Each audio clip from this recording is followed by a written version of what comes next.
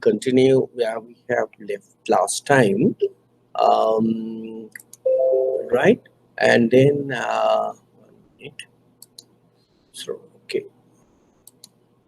So we will discuss last week up to these points, right? So profitability now, what we have discussed last time, uh, the implications of COVID-19, post-COVID-19 for banks, credit businesses. Now we discuss how it impact the profitability, then possibility of increasing NPL in your bank, and the pressure banks are come on with interest margin, and how it impact the fee-based income, and how it impact the indirect advances like opening LCs, guarantees, and things like that, credit cost. But we will try to look at it again, some points. Okay, first one, I think we have already discussed this point, but for your information, so indirect advances now, as we are well aware, those are off balance sheet exposure. Now, because of the government actions taken not to import vehicles and other non-essential items, thereby we can save lot of foreign exchange. But for a bank, and those are their main income from opening of LCs, giving guarantees, right, and things like that. Therefore, so banks impacted because of controlling of importation. So that will directly impact on indirect advances, right? Okay, so then the second one, I think that one also we discussed, the cross credit cost. Now we have never experienced like this. How now, based on the central bank guideline, banks are given a lot of concessions to needy customers. For that, we need to change our calculations of interest rate and moratoriums and all things where our systems have not used to that. We had some experience during 2019 Easter Sunday attack, but not to that level. So our programs, our IT modifications, we need, and it took some times when you need to do some overtime and things like that. So therefore, your credit cost may increase. Then the another impact on post COVID-19 for banks credit, the cyber security. While banks are providing more flexible customer access, they also need to ramp up their cyber security and anti-fraud teams. Why? Because most of the staff especially during after the corona incidents, are work from home, and there may be a possibility of lot of cyber security issues, right? And also risk of sensitive information flowing outside from your organization. So therefore, we need to address that part as well. And also, uh, of course, people get used to do more internet banking, more digital banking, because people have locked down and they are not in a position to go out. So therefore, people tend to do more internet banking. So the risk of frauds and cyber attacks can improve, not even for now, maybe later part of the year, right? So there may be a potential threat of fraud, phishing, right, and due to dilutions of control, because we all are working at home, right? Even for not now, but maybe a future. Then this is an important point, how this post COVID-19 impacts on bank customers. Now, we have a very good relationship with customer, and with this challenging situation, and there is always an opportunity for banks to show that they have understood the customer's pride and Customers are not in a position to pay their loan installment because they basically face some problem due to this COVID-19. Now, they look at it, how banks are going to treat them, right? Because businesses are dependent on customers, no? So the client will remember for a long time how they are treated during the next 6-12 months, whether we are going behind the customer and asking for money, what they have taken, charging extra pressure to them, because they are also under pressure. Not because of their bad customers, they are not willful defaulters. Because of the environment as such, they're not in a position to pay our installment. So we also look after them also during that time. So therefore, banks need to give very careful considerations to their approach to credit resolution, because customers also expecting some sort of a relief from the bank in addition to the usually the central banks and the government concessions, right? So this is a good time for bank to look after their client base, and then client will look after the bank after the good times. If you are going to take more hardish or more harsh recovery now, they will remember and they will leave from the organization, right? So that we need to look at it. And then we go for another important aspect is operational issues. Now, there may be again problem with our rating models, right? Maybe not work because the ratings have not thought the COVID-19 impact, right? So the existing models maybe not maybe facilitate to evaluate all these customers, right? So that's another issue. Now, when you're developing the credit scoring systems, and we need to look at it that part as well. Then the existing stress testing scenarios used to assess the credit risk and maybe not be capable of capturing the effects of this pandemic. So those are the other areas we need to look at it, right? So we need to uh, closely monitor also of the funding and recovery plan of the bank, right? That also we need to remember. So we also very carefully look at it, the recovery plan of the bank, right? Okay, then there may be a liquidity issues we discussed earlier. Central bank has given a lot of instructions through circulars and directions, and took some initiative to create ample liquidity in the market, right? And now, what are the areas we can improve liquidity in the market by reducing SRR from 5 to 2, and then rendering down the requirement of net funding ratios and the liquidity coverage ratios, policy rates, all are taken by the central bank to provide enough liquidity financial institution to grant credit, right? So, but still, there may be a liquidity issue can come, right? It can impact the negatively impact the adverse liquidity, despite of all these things. And again, now this is a good time to look at it, a borrower.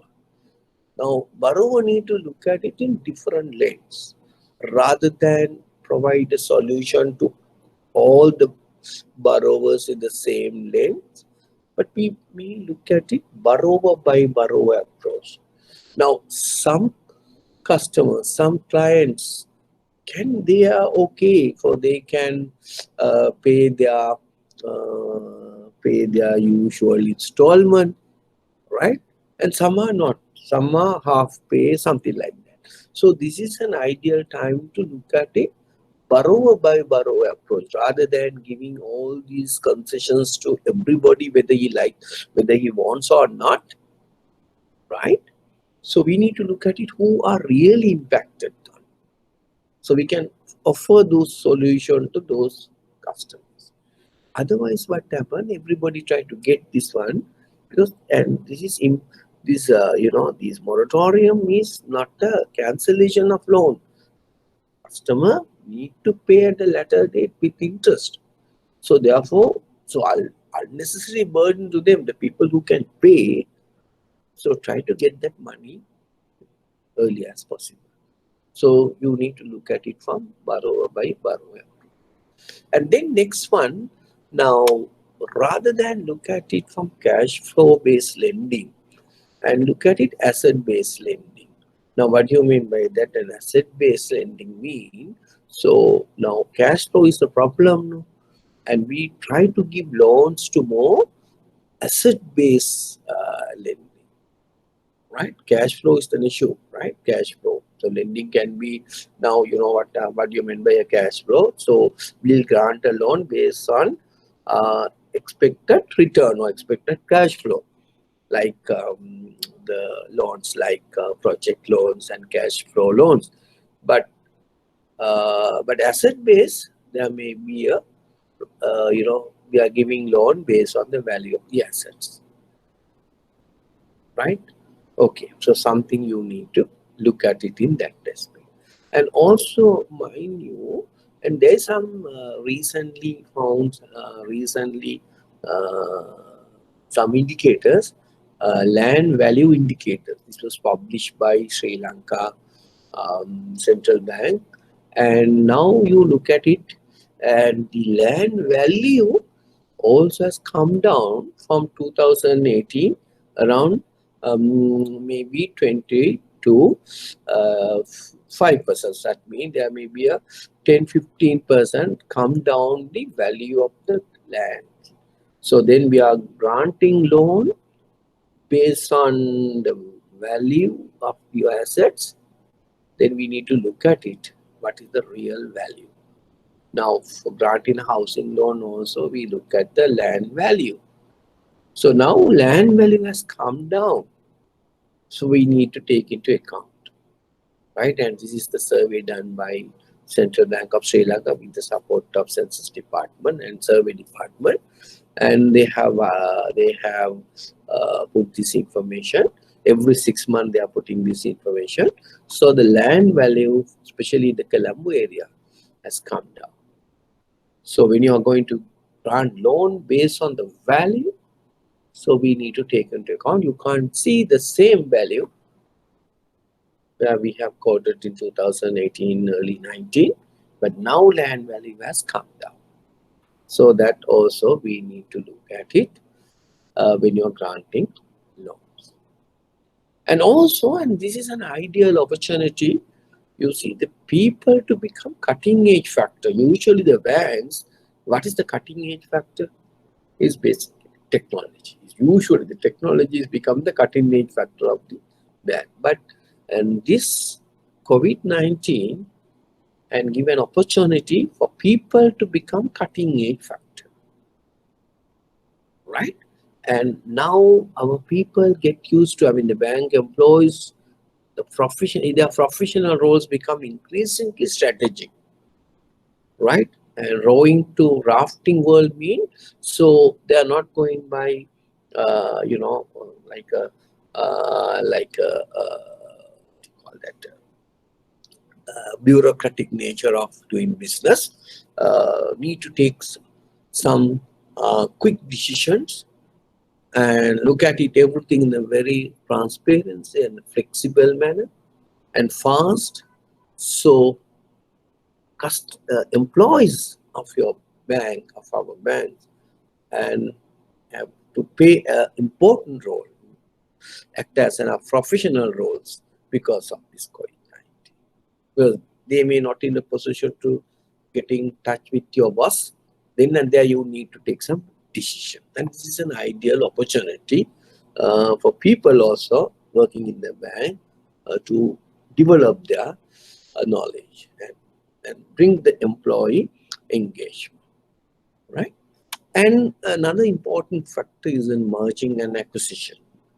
Now, some countries, now during the bad time, now some companies may not in a position to do continue their businesses. But then some organization who having money can acquire all these companies. So that's an opportunity. Right now, according to the survey done by PwC, and they look at it, the impact of banks on merging and acquisition. And they have found that it is not clear, but there may be a opportunity for them to issue loans to take over some institution, and that is the concept we call leverage buyout. So there's an opportunity for leverage buyout according to the survey, and they have identified, and there's a 13% appetite for merging and acquisition. Right? Okay, for that, banks can give them loans to take over those things. And also, now certain drawdown, as I explained to you earlier, expected to increase the lending capacity of banks. Right? How they improve the lending capacity of banks, as I explained to you earlier, reductions of statutory reserve ratio from 5 to 2, and was estimated that around 185 billion released to the market. Then last week we discussed what is SRR and what are the instruments available for central bank to address these issues. One thing is reducing of SRR, then reducing the policy rate, standing deposit rates and standing lending rate. Then another area, look at it from open market operations, and then bank rates to come down and give some, restrictions of credit, a compulsory restriction of credit, and then some interest rate imposed for phoning and things like that, for 10% like that. There may be a lot of weapons available with central bank to address this. Of course, the central bank has used all these methods. And then we discuss how the statutory reserve ratio reduction from 5 to 2, how much of money is coming to the market, to the bank to lend more, right? So please refer my previous presentation where I'll explain to you how by reduction of SRR, what sort of money, how the money is bringing to the bank to lend more. So accordingly, from 2 to 5 is estimated is around 185 billion rupees was releasing to the bank because of reductions of statutory reserve ratio. And also we discuss, and central bank also given, now in Sri Lanka we have a 14 and 14.5% capital conservation buffer, the capital adequacy ratio, and that was given 1% less than required rate you are supposed to maintain. Thereby you can use a lot of capital for available, and money you can given as a credit. So then the differing the requirements to enhance the minimum capital requirement by 2 years. That means, every commercial bank in Sri Lanka, end of this year, you are supposed to have the capital requirements of 20 billion. Right? For savings bank is around 7.5, specialized licensed bank. But the commercial bank need to improve their capital base from 20. But that was postponed for 2 years, right? To address this issue. Then, as we discussed also, there may be a little bit of reductions of operating costs.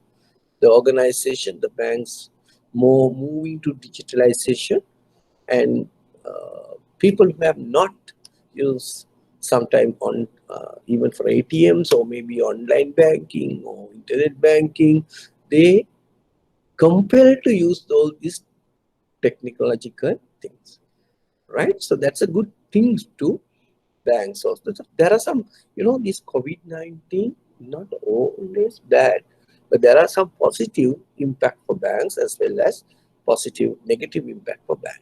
Now, what this is a positive impact for bank, right?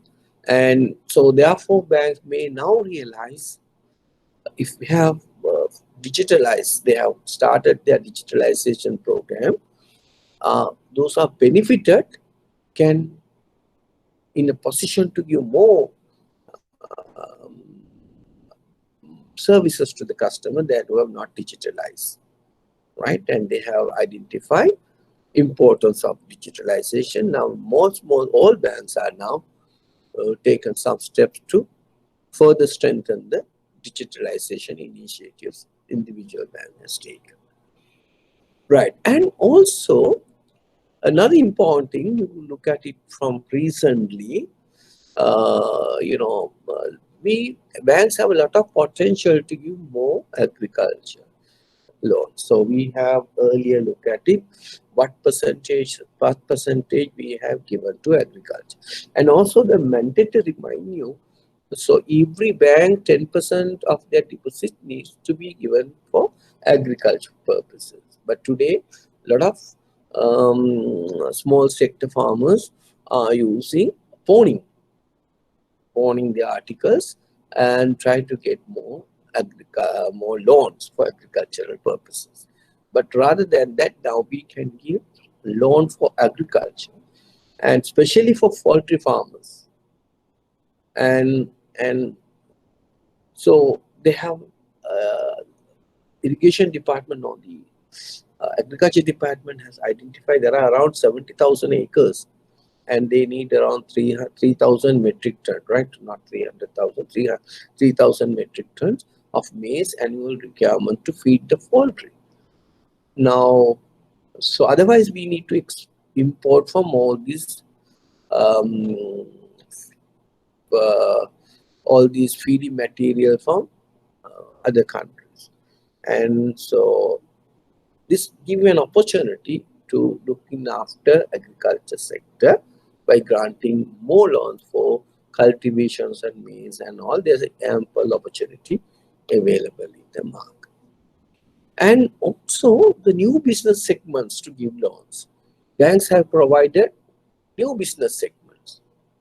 Right now, example, government focus on development of health-related infrastructure, right? And this is a new opportunity, manufacturing of pharmaceutical. Now, if you really look at it from India and Bangladesh and Pakistan, all these medicine tablets are manufactured and housewives at home, right? So we also can think on that by providing a lot of uh, inputs to or loans to the people and also for business person to develop healthy related businesses. For that, bank may in a position to give more loans where banks have not identified that particular sector. And e-commerce businesses loans. Now, e-commerce businesses loan also. Now, what the problem with e-commerce business and was estimated Sri Lanka not much given loan for e-commerce businesses. That means the people who are involving in e-commerce business, why they have an adequate knowledge, but they don't start the business because of they don't have much startup funds. So banks are a little reluctant to give loans to this segment. So this is an ideal opportunity because people have realized the importance of e-commerce businesses. Now, a good example during the COVID-19 period between March and somewhere in June, July, so you see and how to what extent these e-commerce businesses import for us to get the things from down from Kiels or Cargills or food places and all. Right now, you see the opportunity available. Right now, look at it today.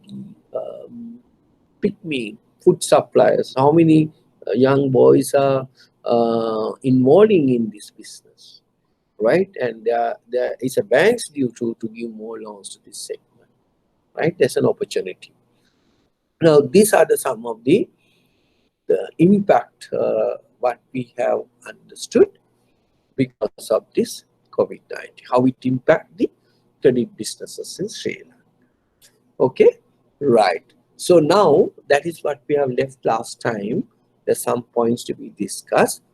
So therefore today uh, we are going to start another area, a marketing of credit products. Now I want to tell you a small thing today. So today I may stop my lecture somewhere around 3:15, 3:20 somewhere, only take the 2 hour. And then the balance, because I have an urgent meeting to be attended. So the balance, the remaining area, I mean, in the same topic under marketing of credit product, we'll see to what extent we can go. And the balance part, I will record it and make it available for you all, right? So then you can look at it, my recorded version. So we will go as maximum as possible today in this topic. So maybe next week, Indika Kudagamage will come and do the administration part. But in between, I may record the balance part and make it available for you to see. So therefore, today you don't want to stay with me for entire 4 hour period. So you have an opportunity to sleep sometime. Right? I may stop at somewhere around 3:15. And so, and the balance part of today lecture I will record it maybe during this week, and it will make it available for you to see. Okay, right. Now, have you understood up to now? So, anything you need to clarify? Anything you need to clarify up to now? But we have discussed. I'll try during my recorded version. I try to give you overall picture, but I have taught to you up to now. So just to see what we have learned, we discuss the Michael Porter uh, 5 forces analysis, and we discuss the type of competitors, um, what are their strengths, and what are the total credit position in terms of the overall credit market. And then we discuss the deposit base, and then asset base, why credit is important for organizations, and uh, and then we discuss pestle factors, how it impacts the Sri Lankan economy, and then after that we discuss how post-COVID-19 impact for credit businesses. Right now, we are going to look at is something different, different. Now, this is something what you call uh, relating to marketing aspects, where what we are going to discuss with you, how to develop a new product, new credit product, right? How to develop a new, what is the procedure to be followed? And then we look at it, the concept of credit portfolio analysis. Right now, a bank must have a different type of credits to market it, no? Right? Different type of credit products are available. Then we need to look at it, which credit products will give you a high return. Right? For that, we need to do a for credit portfolio analysis. So we are using famous BCG matrix, you must be knowing, as well as the product life cycle. How you use these two um, techniques to analyze your existing credit portfolio. And we may look at it, how we are going to segment your credit market. So we look at it, the latest one and the oldest one, right? And Then we're going to discuss the issues you are going to come across with developing innovative credit products. Okay, so these are the areas we are going to cover under marketing of credit products. Right? Okay.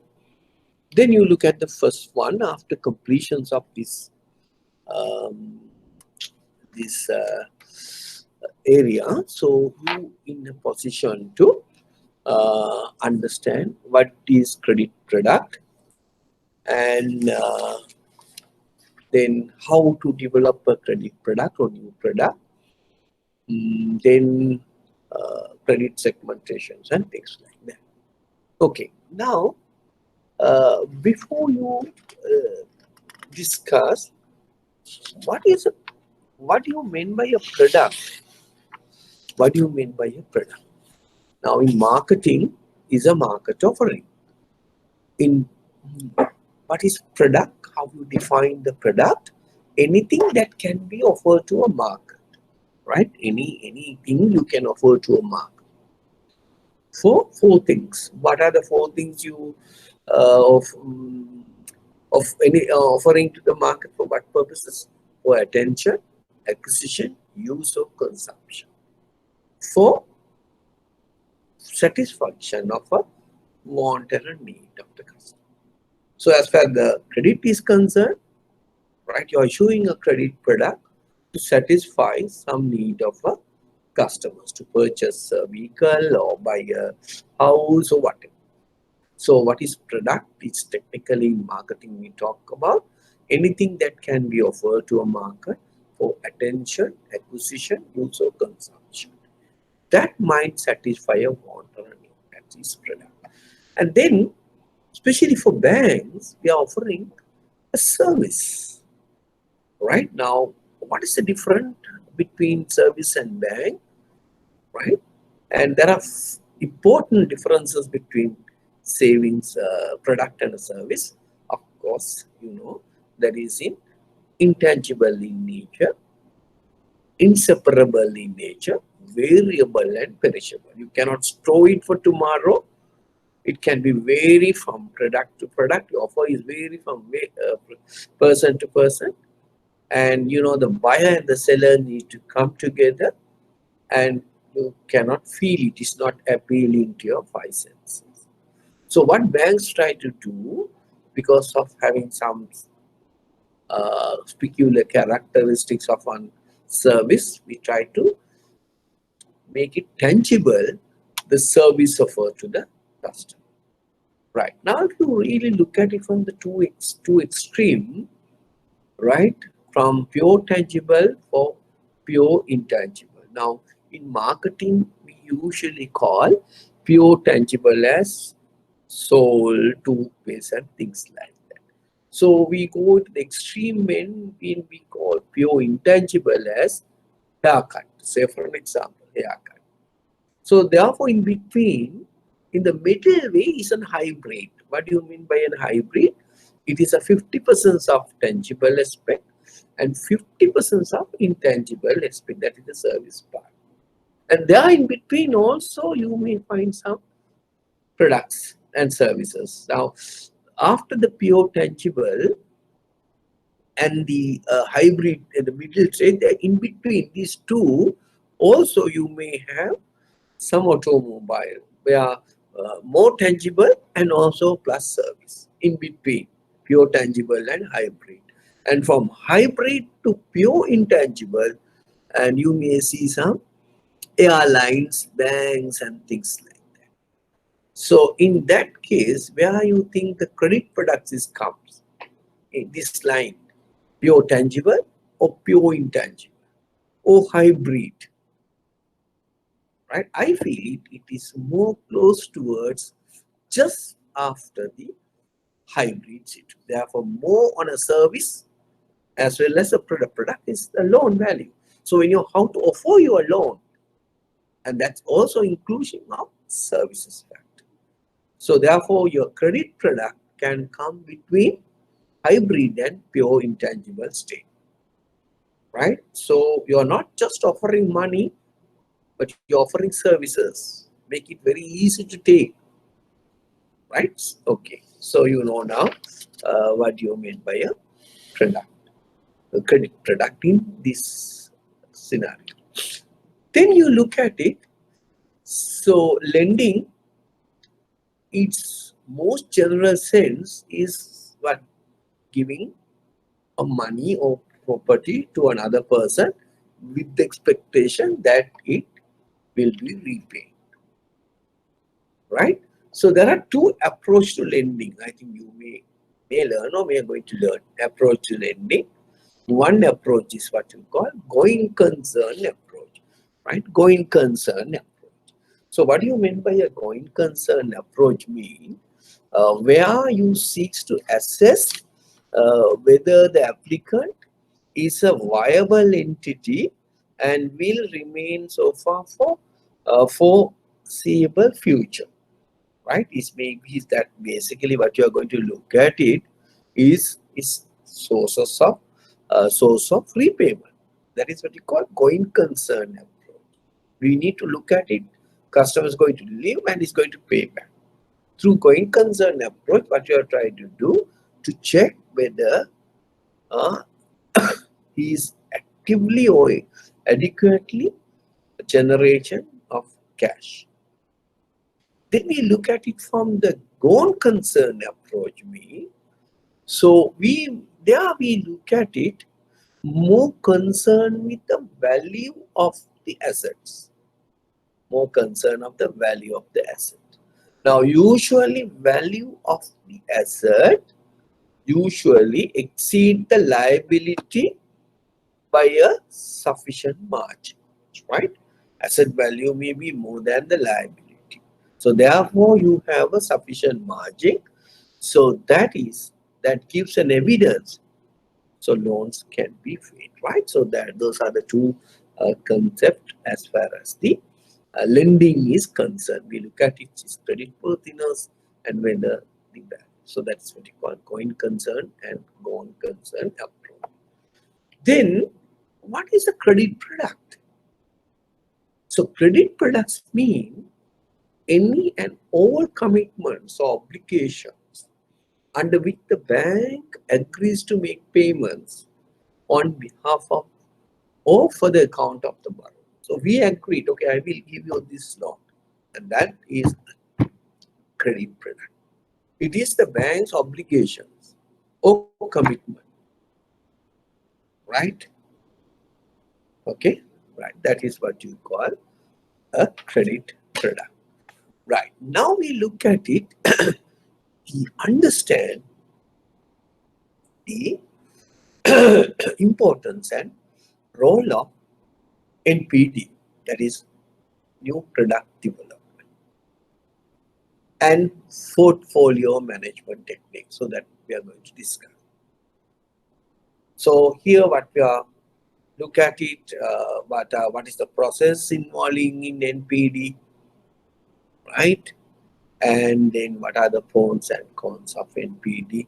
What actions or what strategies organization need to do when you come up with developing a new product, right? Now, initially we discussed the new product development process.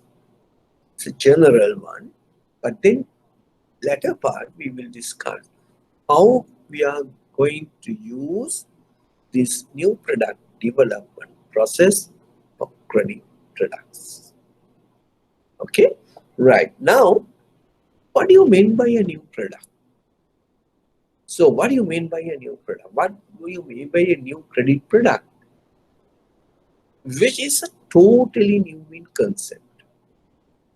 Now, you know, there are different type of new products. There are different type of new products. One thing is truly new products. Now, can you tell me any newly through product? One newly through product is what you call penciling. Teflon, you know, the Teflon is non-stick pens. So those are totally new products, right? Those are totally new products. But lot of products developed by banks today, especially for savings or whatever you call it, for a credit product, easily for basically we call either a relaunch or maybe imitative. Now, what do you mean by imitative? Mean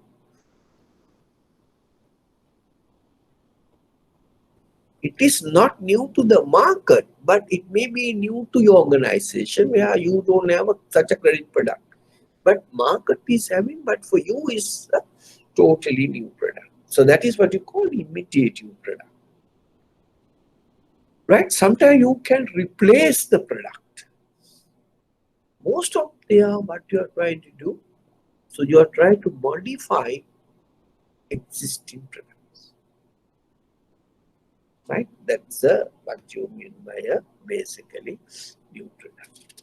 Right? Okay. So then we will look at it. Why we need to develop new product? Why we need to develop new credit product? What is an objective? What is the purpose of developing new credit product? One factor is changing requirement of customers. Now you know customers' requirements are keep on changing. Why customers' requirements are changing? One fact, customer become more educated, more sophisticated, they are more techno savvy, and their income levels are increasing. They look at it more comforts life, right? They want to have a nice house, nice car, nice living standards and things like that. So therefore, the changing of needs of the customers, we need to have a different type of credit products or products which are more suited for them. Otherwise, what happens? These customers are move away from our bank. Then maybe sometimes to capitalize the new technology. So under segmentation, we discuss little later on. Some customers, how we can bring into the bank uh, business a change in the technology, right? So capitalize the new technology, another important. And also to maintain your market leadership. Now, if I ask from you, who are the market leader in housing loan? Who are the market leader in pawning business in Sri Lanka? Who are the market leader in providing a corporate loan? Who are the market leader in providing a personal like that? Right? Certain areas you know who are the market leader for pawning is of course people's bank. Maybe housing loan, maybe MSP, like that. So business loan, maybe bank ops, like that, commercial bank. So you have some idea about the leader. So if you want to remain in the leading position in the market, and so you need to come up with new, at least to change your existing product. Now we discussed last time Bank of Ceylon for the first 6 months of the year granted around 210 billion loans, and also People's Bank is something around 200,000, 200, right? And commercial also close to 180, like that. So a lot of people have given more loans, right? Now they are come up with a new brand name sometimes. So under such circumstances, how you can develop a new product to catering the need of the SME under this COVID-19? What sort of product is ideal for them? Okay. Then for survival purposes also, sometimes you need to develop a product, right? And also to earn much more profit. And those are the reasons why we need to develop. And mind you, again, we will discuss the risk of new product. But remember, the new product development is a risky business, right? And if you really look at the NPD process, the new product development process, actually it was first done by Booz Allen and Hamilton in 1968, and then they carried out some research. What is the best method? What are the steps involving in developing a new product? Right, that is in 1968. Okay, now let's look at it. Key steps in new product development. Right, it's basically consists of 1, 2, 3, 4, 5, 6, 7, 8. 8 steps of developing a new product. 8 steps is developing a new product. Right, now we are going to explain little details of how you are going to introduce a new product, and there's a process. Now some organizations, some banks, now in a particular band, maybe in your bank, maybe there may be a new product development committee specifically developed for looking after the new product development or monitoring your existing product portfolio. Right? So that usually the new product development committees, depend on your bank, may consist of different people from different divisional areas. Basically, one guy from finance, he may look at the profitability aspects of that new product, financial aspect, funding, things like that. And the one guy from marketing, so he may look at it, the market, they may look at the competitors, and they also provide some information. Another guy from also from some legal department, he may look at it, the legal aspects of such product. Then of course the chief risk officer, who is nominee, may be there to look after the risk aspects of that product. Of course, then the compliance come into the scene to see whether you are following the rules and regulations of our regulator, adhere to the compliances.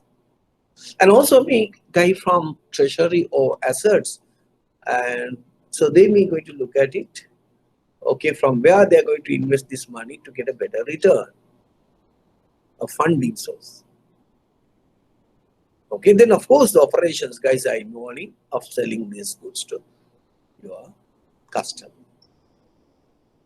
And research may be, some people may will find it out what sort of products customers want. You see now, so the new product development committee may consist of the people from different areas, and they will come up with, right, their views. Now, before, and remember, the new product development usually need to obtain the approval from the board of directors. Why? It is a risky business and it is costly. Usually you need to get an approval, right? And then what happened? So that particular product need to be developed, need to require fund to develop, because board of directors may see how it works. Right? So that is why usually new product development committee consists of different people from different discipline areas. Not purely depend on marketing. Right? So they need to contribute to develop a new product, a new credit product. Now, having understood the committee, now we look at it, the steps involving in a new product process. Okay, first, now why somebody can ask, why so many steps involving in new product development process? Now remember, each stage is a testing stage. Why?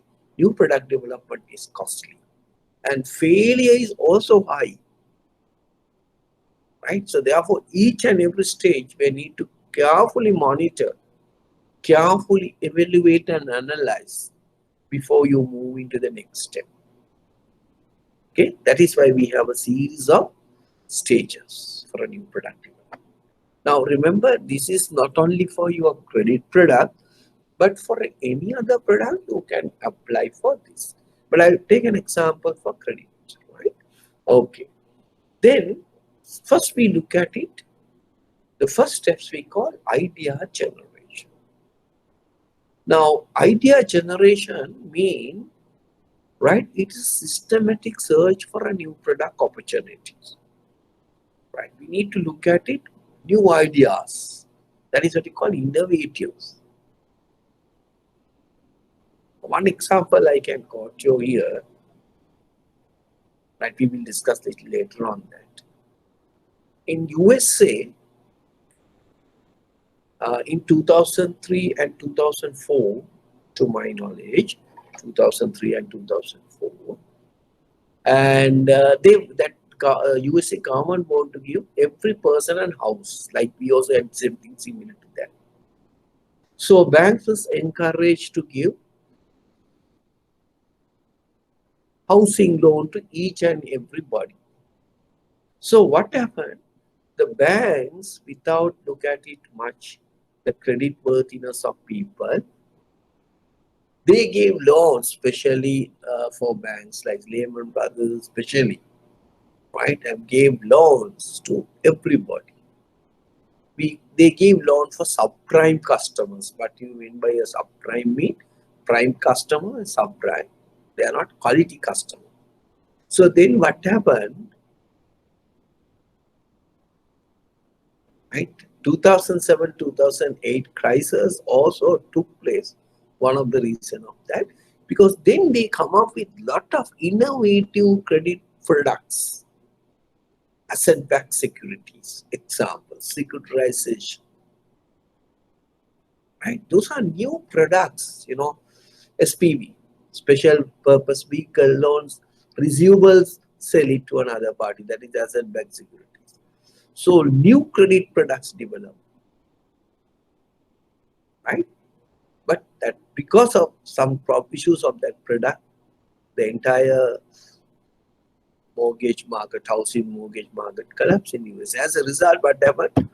One of the reasons for 2007-2008 financial crisis. So therefore, remember, the new product development is not a easy job. So we need to look at ideas, right? So how can you develop ideas? Now you can look at it, all these dimensional analysis. What do you mean by dimensional analysis? You take all your competitors' products, credit products, housing loan, personal loan, business loan, OD, whatever you name it, right? Whatever you name it. You take all these products and analyze and list down the specific features, specific characteristics of your offering by other competitors. Now, you can have a list of features and now see what we are not offering or what we can incorporate it to our new product. So that is what we call dimensional analysis. We list down all our competitors' similar products and what are these specific features of that. So that is ideas, methods of generating ideas. Second one, that is the first one is dimensional analysis, and the second one is problem analysis. And there, of course, we get the support from our research guy. We need to get a support from our branch managers. We need to get a support from the marketing guys. But need assessment techniques. So what are the problems faced by a customer? What sort of a loan they want? Say for an example for SME. What type of loan they need exactly? So that is a problem analysis. We find it out. There is a vacuum in the market. Nobody's fulfilled that need of required customer. So we look at it, okay, what may be the ideal product for them. And then, so idea also can be generated from your internal sources, like from your employees. Now, some banks are conducting some competitions, requesting employees to give some suggestions telling that they are going to introduce a new products to the market, new credit product to the market. What do you think? What are the good features? And you can have in a competition and you can reward them, people who use the good features, or maybe proposing a brand name for that product. These are internal sources because they are the people who knows everything in your bank's products against your competitors. And also, as I explained to you, external sources we ask from customers, and we look at the competitors, and we look at the distributors, and we look at the suppliers, and we look at from outsourcing part. Classic example for idea generation is very famous case in marketing. You know the disposable razor. You know the disposable razor. Now, who invented first that? It was first invented by Gillette company, right? And that was communicated to the big company by one of the distributor. They said, what you are doing? There's a new product going to come like this. And big company has initiated that new product development process, and they introduced before the Gillette introduced to the market. But later on the Gillette introduced.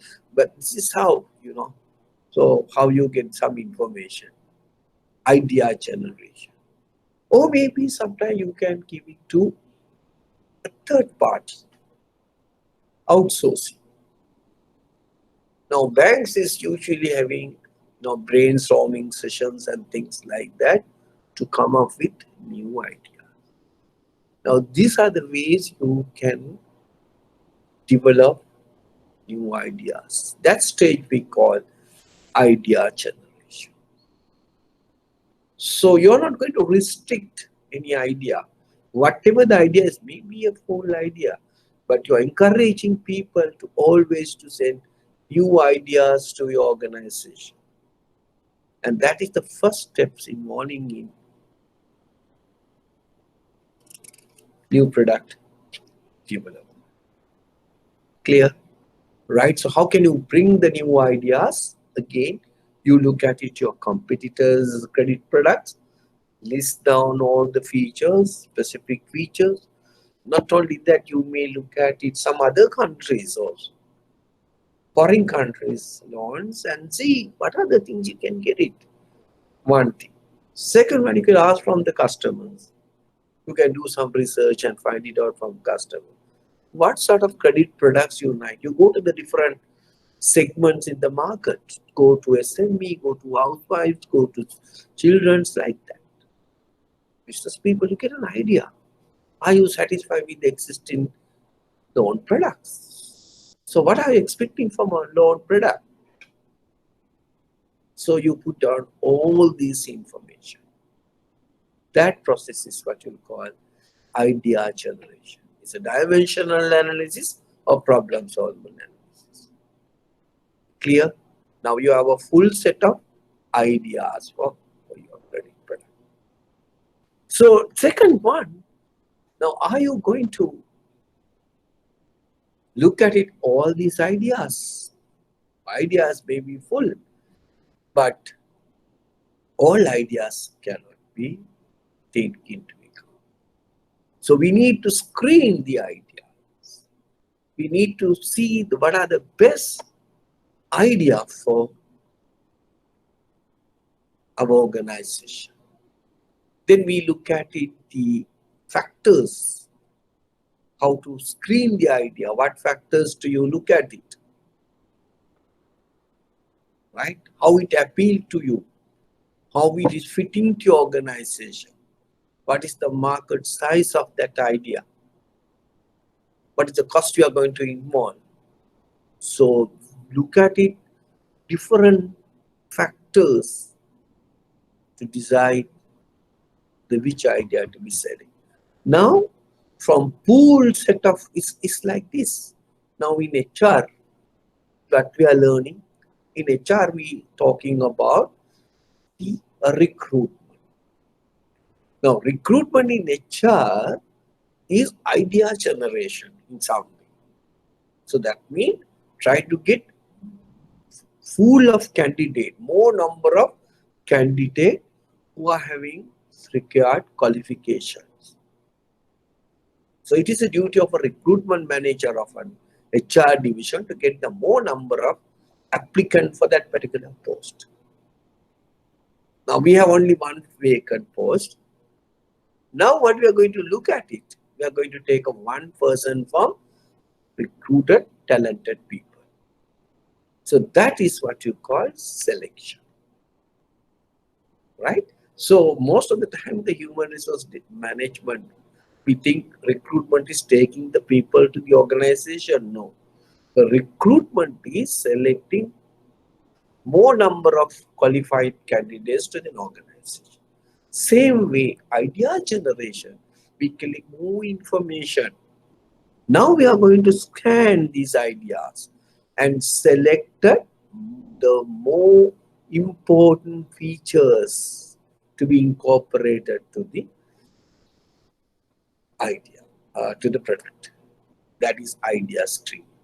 Now in HR, likewise, we do a lot of tests, verbal test, written test, aptitude test, or whatever that you do. And why? We are going to shortlist those guys. Okay. So then the next stage is called a concept development and testing stage. Concept development and testing stage. Now we have an idea now. Now we have selected some idea. We need to put all these ideas into concept. And we need to test this concept, whether it's a viable test, viable concept or not. Right? And develop a working description and a visualization of the product idea and concept. Now here what we are going to look at it, okay, whether these features we have shortlisted to be our screen are a working description. Can we use it in the real life situation? Then again you may do a small testing. Don't want to go to the more level, you can just check some random people and asking, we are going to have a credit product like this. What do you think? We want to develop further. But, we'll give a small concept testing, not to do a test marketing, but get some views of different people for further testing your product, your concept. And they give sometimes, now, when you go to buy something, maybe especially for saris, you may have a 5-7 saris. Which one you think is? That is testing. Choose the best one. Okay, so concept development and testing. Next one, the next stage, marketing. Now we have developed a concept. We have still not developed the product per se. We have developed the concept. Now we need to look at it. How are you going to, suppose this product or this product we are going to launch in the country. So what is the strategy? What is the marketing strategy we are going to use it? Are we going to go around in the entire market? Right?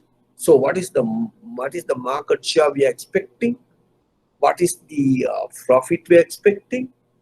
What is the number of loans we are expecting? What is the target market we are going to plan? What is the interest rate we are going to set? All things. What is the 7Ps? What is the marketing strategy we are going to use it? So all the aspects we are going to look at it under marketing strategy development. Clear? So you see now the new product development is not so easy job. If a proper new product development to be taken place, there may be a categorically specific steps involved, and those steps need to be really looked into. Next step. Now we look at it. Having designed the marketing strategy, how we are going to launch this product, are we going to invite somebody, all things we need to look at it there at the marketing strategy.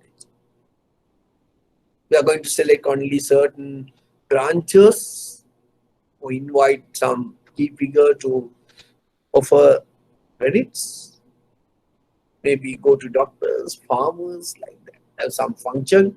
Okay. Then we look at the business analysis. And we look at it, the economic viability of the concept. So we need to look at it, the number of loans, how much we are going to grant in order to earn profits, whether it is meeting our organizational objectives like profits. All factors we look at from the business's angle. What is the total market we are expecting on this?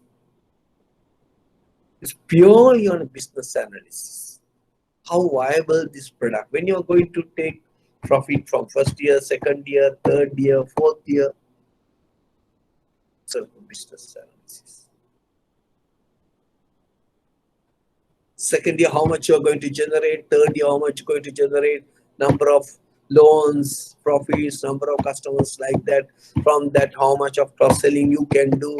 How can you improve your savings on that? All aspects we are going to look at it, the business analysis. When you're offering a credit product, most of the time it is linked to your savings account. Then you look at it, how can you improve your savings as well? You ask your salary to remit to this account, and then there are other businesses are coming. So all factors we need to look at it under business analysis. Who is our target market, and then we look at it. Right? So business analysis basically assess the economic viability of the concept. A good corporate management or board of directors must look at it all these aspects. And they will ask from you, what is the business and how much you're going to generate? That is why we need to have a better qualified, talented, fit and proper, balanced board of directors. If these board of directors don't know, they just introduce to the market, ultimately spend money, and the entire product development process based. But it's a, remember, high risk, cost. Okay. Now you as a person who's going to introduce, maybe in your credit department or maybe credit division, you in a position to ask any question raised by a board member. Okay. Having now we done everything is okay. Right? Everything is okay. So you can do a further test if you want. Then if we say business analysis is okay, go to the next step. Now we are really developing the product. Prepare the circular pertaining to that. Right? Okay. So what is the campaign you are going to have it? Especially the circulars and how to accounting,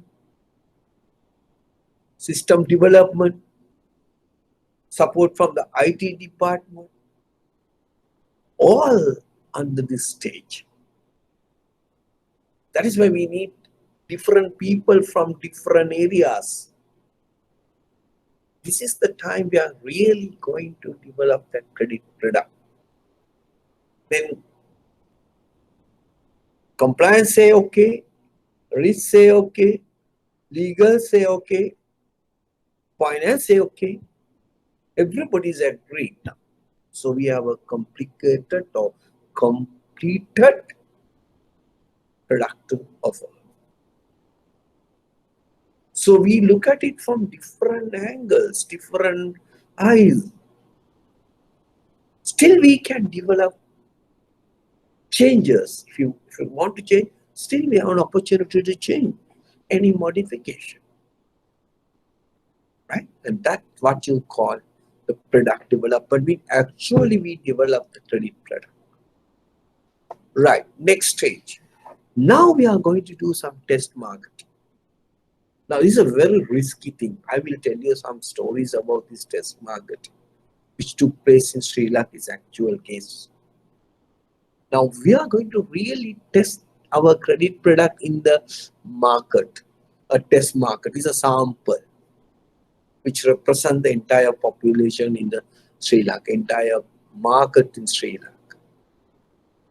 Right? And we just introduce and ask whether from the genuine actual customers, how you feel this product. No, this credit product is ideal for us based on the target group, right? Since we are producing this for SME sector, we do test marketing for SME sector, which represented the entire, but it's a very risky product. Why I am telling you like this?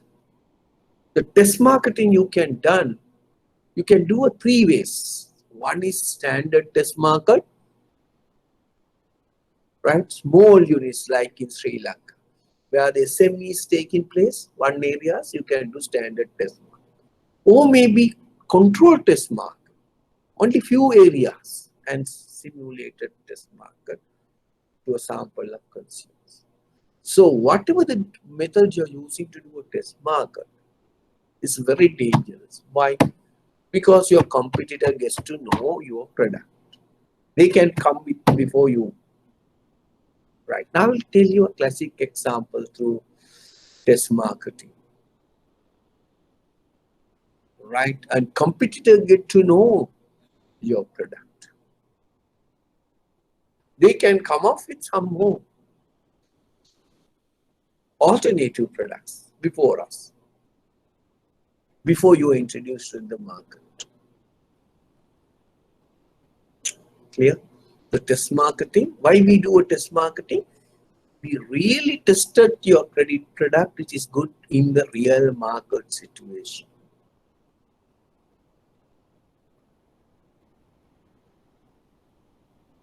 Now, another product, another incidents which took place in Sri Lanka. You know these Pepsi Cola. Now, who introduced Pepsi Cola to the Sri Lankan market first? No other than Ceylon Cold Stores. Now, earlier, Ceylon Cold had a problem with Coca-Cola company because Ceylon Cold Stores only manufacturing lemon, what you call, what are the products?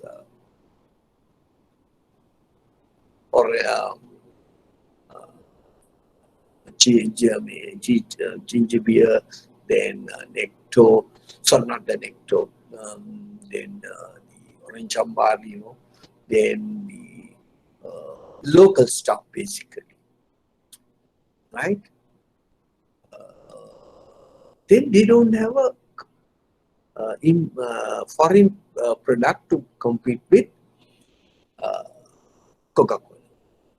So Ceylon Costos had a license with the Pepsi Cola in USA, and they bought the powder and put it to the bottle. And mind you, during that time, no plastic bottles, only glass bottles available in Sri Lanka, right? And then Coca-Cola company get to know the Costa is going to introduce a Pepsi Cola, another world brand name, and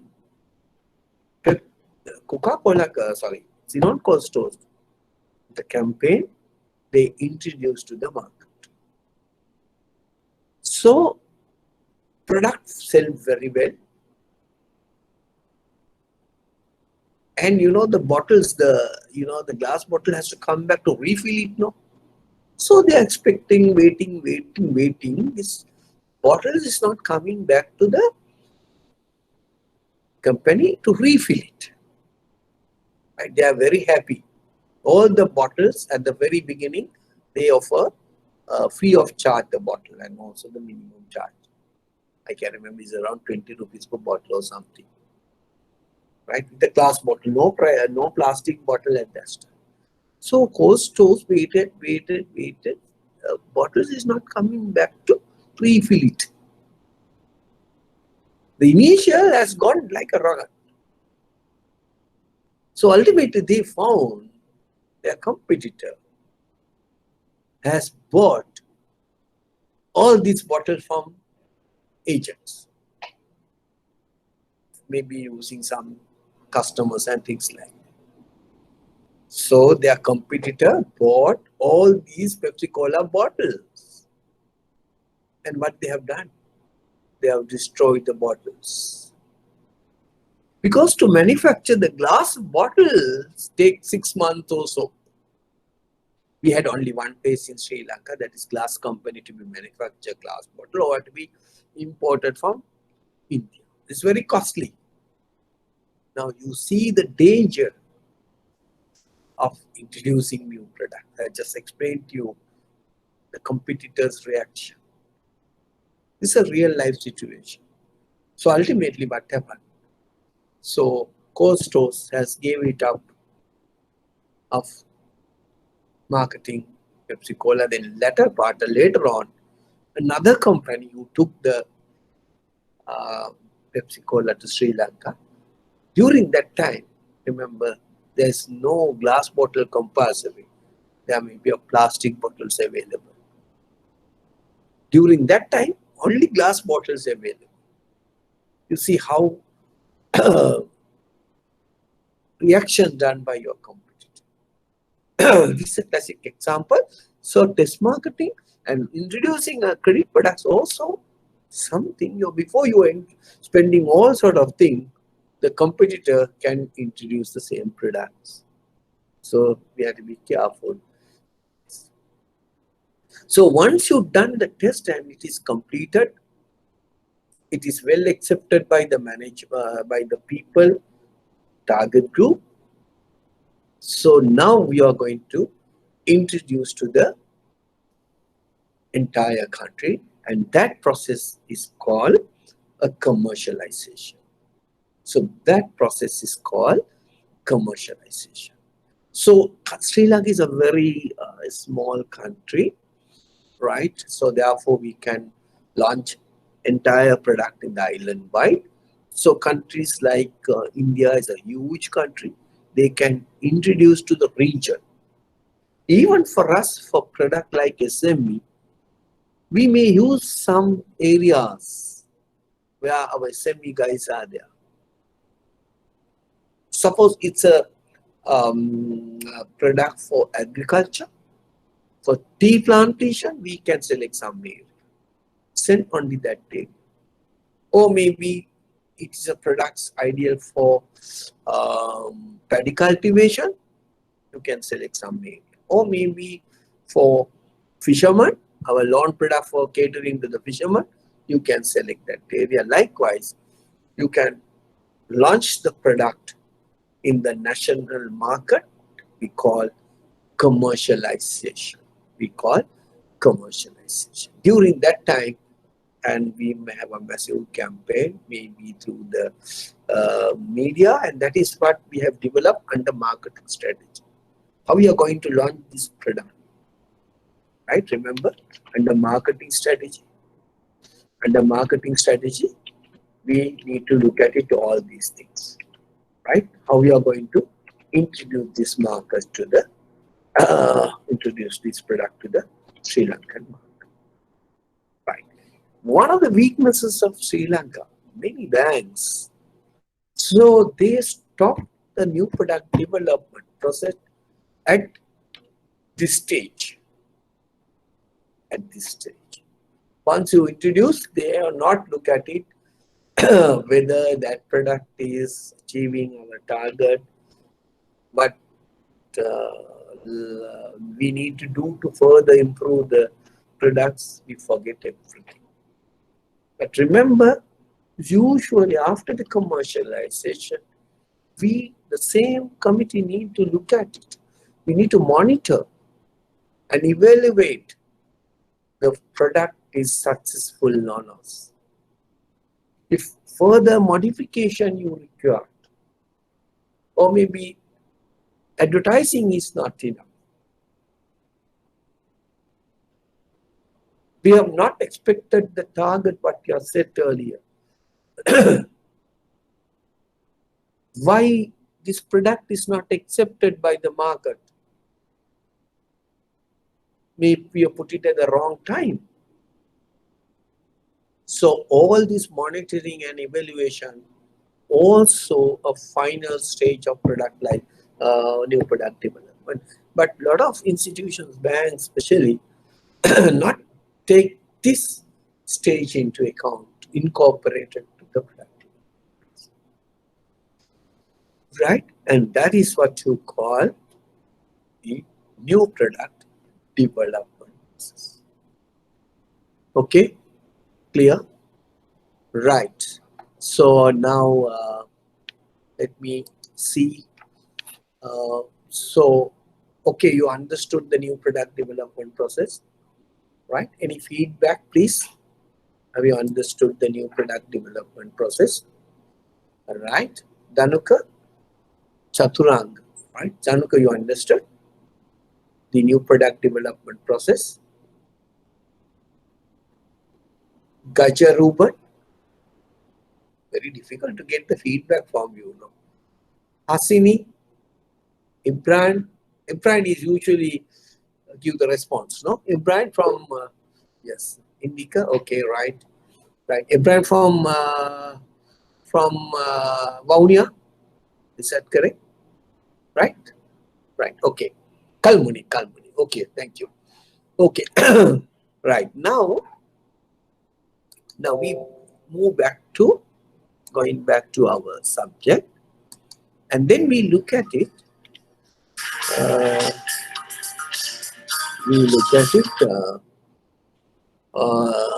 the experts in new product developments meet the following challenges.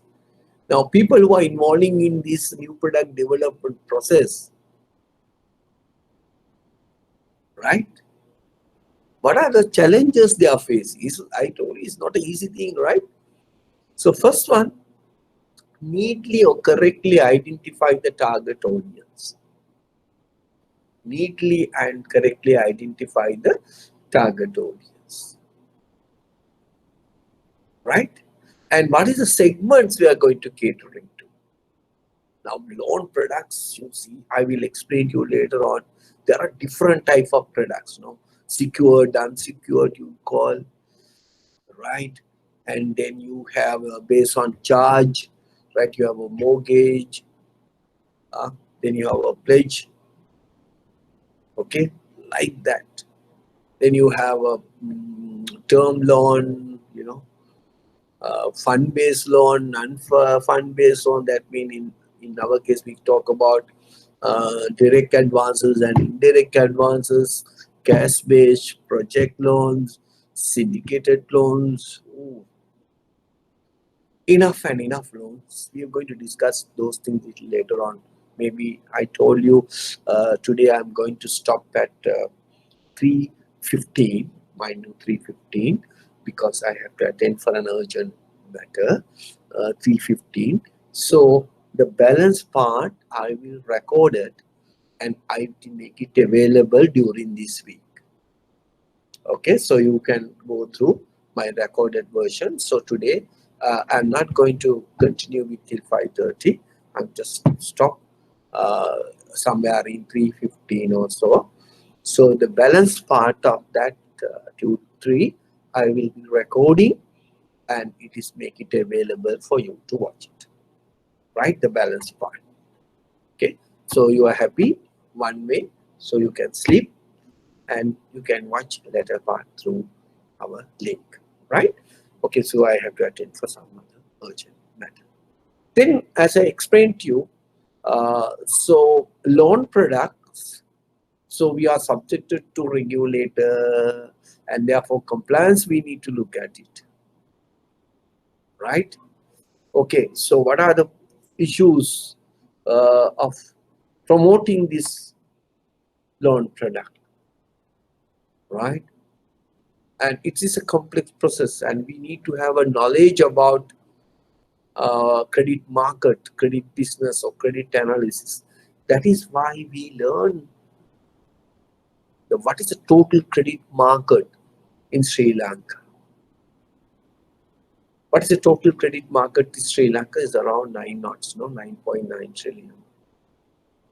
So that is my market.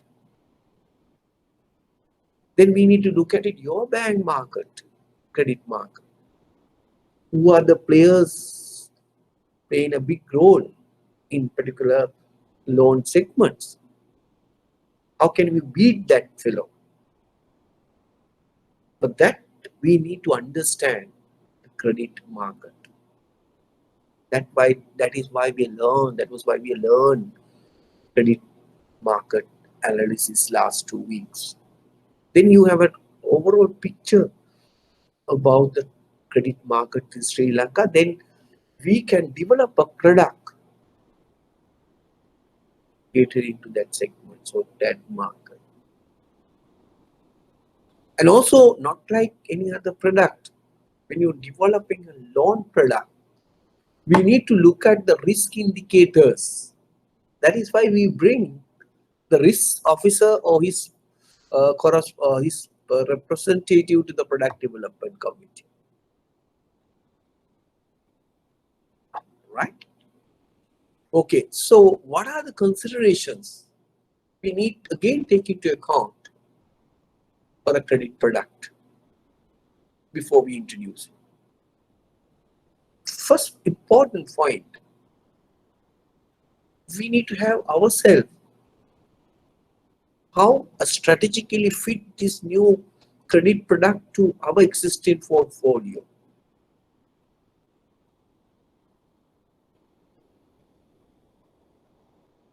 Who introduced this? Who suggests this new product?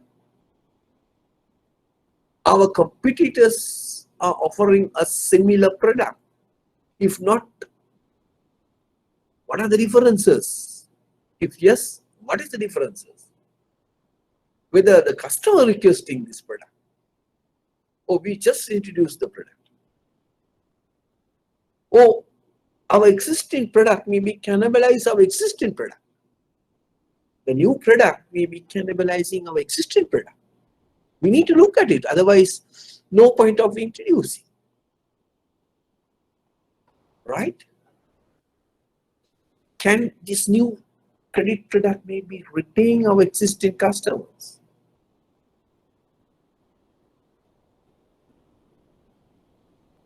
Okay. How it fitting to the organization?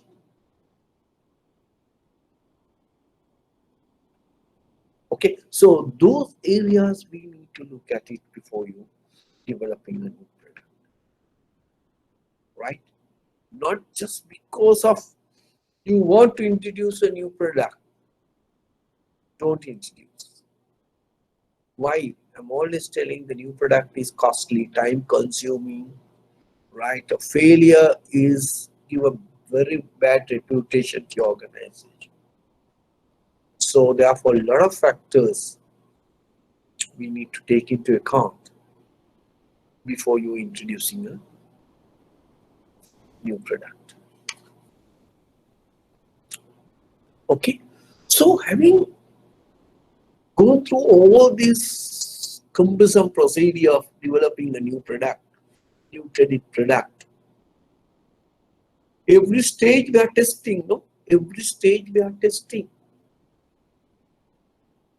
That is why we have our different stages.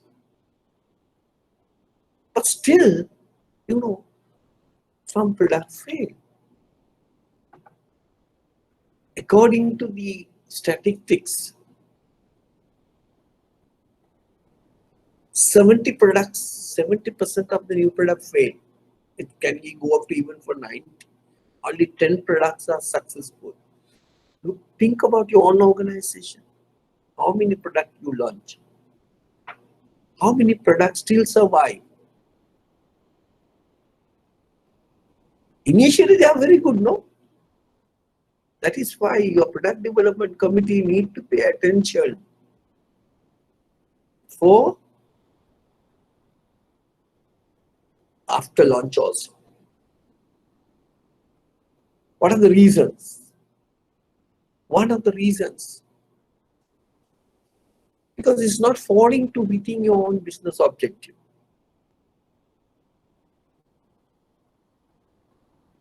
Maybe overestimating the business size or market size. So your marketing research is wrong. You ask from customer, they give you the wrong information, or you may not select the best sample. And you won't feel it. This new credit products is a yet another product. I won't see any USPs in this product. USP means specific selling opportunities. I feel it. I won't get any more advantage of taking this credit product. Right? I maybe not correctly position this product in the consumer's mind. Or may due to competitive reaction, as I told you earlier about this Pepsi Cola case. Competitive reaction. Right? Okay.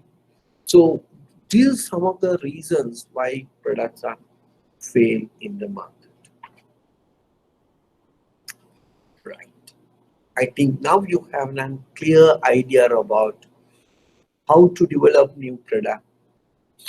Right? How to develop a new product, and then how to develop the new product, and what are the factors you need to take into account when you're developing a new product. Clear? Any more questions?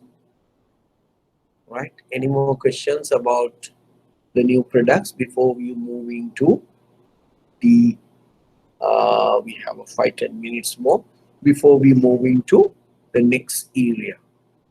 Right? Any questions? No question. Nishadi, Chapa Nishadi, no? Chapa, any question? Sorry, I'm just always telling the name coming to my top of screen, right? So Nishadi, any problem or any questions to be asked? Right? Yes or no? Clear, right? Thank you, Nishadi. Okay, right. Now, we just discuss portfolio analysis model. Right now, I explained to you in the early today. So you may have a different credit products in your portfolio. A portfolio means number of credit products available for you to market. Right? So you may have a different credit products, housing loan, pony, what personal loan, different type, different brand name for that. Right? So you want to see now all these products, all these credit products which give you high profits, some products you need to eliminate from your product portfolio. You need to get an idea which products give me a profits, which products need to be paying attention, which products need to be protected, like that. For that, so we have two techniques called, maybe not, you will be aware of all these things, but maybe look at it in a different way from the credit time. Portfolio analysis models. There are two types of models we are going to discuss or analyze. Example, one is BCG, or famously called Boston Consultancy Group Matrix. It's called BCG. Another one is famously we call them as PLC, product life cycle. Clear? Now, BCG matrix is like this, right? Now, BCG matrix developed by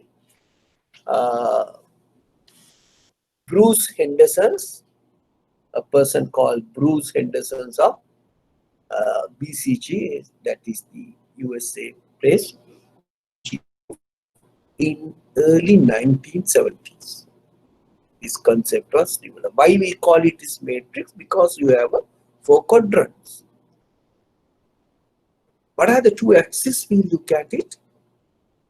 We look at it, the market growth and the relative market share. Now, earlier we have some problem of getting some information. Still we have getting some information. But now today we have a lot of software packages available to look at it, the growth rate and the relative market share. Right? Before you go into details, so you need to know what is relative market share. You can say relative market somewhere here. Relative market share equal, how to calculate the relative market share?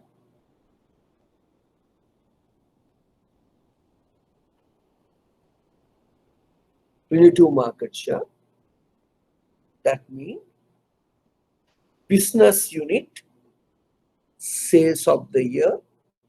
Now for credit product, I'll say credit total value or number of total loans. So basically the value is ideal. Unit sales for the year or total credit value divided by leading rival, your competitor, leading rival sales this year, during this year, rivals amount. That is what you call relative to your top person. Then you can say growth rate, market growth rate. You can calculate based on, so sales during this year minus sales last year divided by sales last year, right? So that is the market growth. Or otherwise, if you can get it easily for all these growth rates, you can apply. And this is, otherwise you need to, how you can. Now, based on your credit portfolio, based on the two ingredients, you can put your credit products into one of these blocks based on the information of relative market share and market growth. You can block all your credit products into one of these blocks. Right now, say example. So what is question marks or problem child sometimes? So products which have low market share, The one character is see your credit portfolio. What are the products you have in a low market share? Put into that slot. But products are having high market growth, but low market share. That show there is a potential for you to improve your market share. So you may not reach a dominant position in the market, but to bring to that high position, so you need more investment. So it is your duty to, or your management to look at it. There is a potential to give more advertising. People may not aware about our, say for example, for housing loan. So we must create awareness, give more awareness among the general public about the bank's housing loan. And that's a huge potential. So by investing money, you can convert your questions mark to stars where you get the highest profits.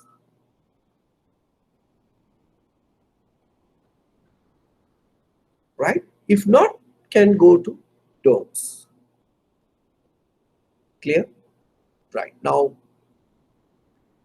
how many of products you feel it in your bank, your credit products, are go to the question mark? You can do it your own. Look at some sales figures, look at some business figures, compare 2-3 years, look at the market growth and put into that. That means, so some products are under question marks. Now you know what to do with this product, what action, what strategies you need to take to develop this product to bring to the organization's profit-making products. Right, next one. We look at stars. Stars also goes under high market share and high growth.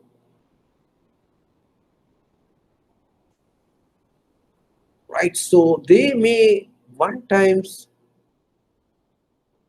going to be the next cash cow. Now the cash cow is the products which give you revenue to the organization. Now if you really look at it earlier, from loan products concerned, as in commercial bank, your ODs are going to be a cash cows where you get higher returns. Now, of course, there may be a limitations of charging interest, but usually your ODs, or maybe sometimes for your pawning, comes under cash cow. Or corporate loans, high share in the businesses. Right now, you need to look after those products, because those are the credit products which give you high return to your organization. Now, some products can come for the dog stage where they won't bring much more revenue to the organization. So you don't want, sometimes some products you leave it to die, or maybe because of this is the first product we introduced by the bank, we just keep that product because for a sentimental value. But otherwise, you totally ignore that product and you may concentrate on question mark, stars and cash cow. So, of course, the BCG analysis will tell you what are the type of credit products available with you, which products will give you a high return, which product we need to monitor, which product we need to put more effort, and which product we don't want to in our product portfolio. So we can take a lot of decisions about the credits by look at it once you plug your credit products into these four blocks. Okay, right. So with this small thought, I will just stop today. And as I told you, the balance part, the product life cycle, and then the segmentation, right? And all these factors I'm going to discuss with you next, give you as a recorded version, and it will make it available for your link most probably during this week, right? Okay, so I hope you understood up to now, and then maybe tomorrow the Sindika will continue with this credit administration part, right? I'll just give you a basic. I may not with you in live, right? So it is a recorded version, as I told you. Unless you can ask from me any question. Now, you know, the last year's exam, your higher diploma in credit management exam is now going on at the institutes. Started at 2 o'clock. If you want to know the question I asked, I'll ask the question. Now, already they are writing. No, the question I asked from them, there are 20%. I don't know whether you can communicate. No, you're now too late. Even doesn't matter.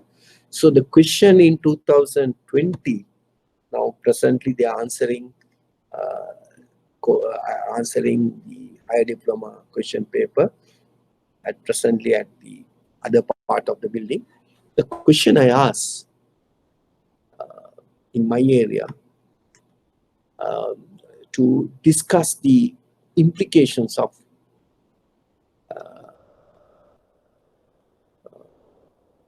this COVID-19 in the credit business, right? For what is the expecting answer I'm expecting? What is the answer I'm expecting is basically talk about how it impact the banking business, its profitability in PL, you know, the positive and the negative areas. Okay, so that's it, cover 20 marks. So don't expect you for me to ask the same question from you. So I will be change the question accordingly, right? Okay, so now I'll stop down for today. So again, available, the balance one is versions available in the recorded form. Please go through, and next Sunday another person will take care of your lecture series. So I won't be coming back for you. Thank you very much. So if you have any problem, want to rectify anything or clarify anything, please call me on 07778642002, or maybe just send me an SMS, or you can email any question to me, jagat.jkj@gmail.com. Right. Okay, so I won't be coming back again for your course. So we may see you from some other corporate banking or any other area. Right? Okay, thank you very much.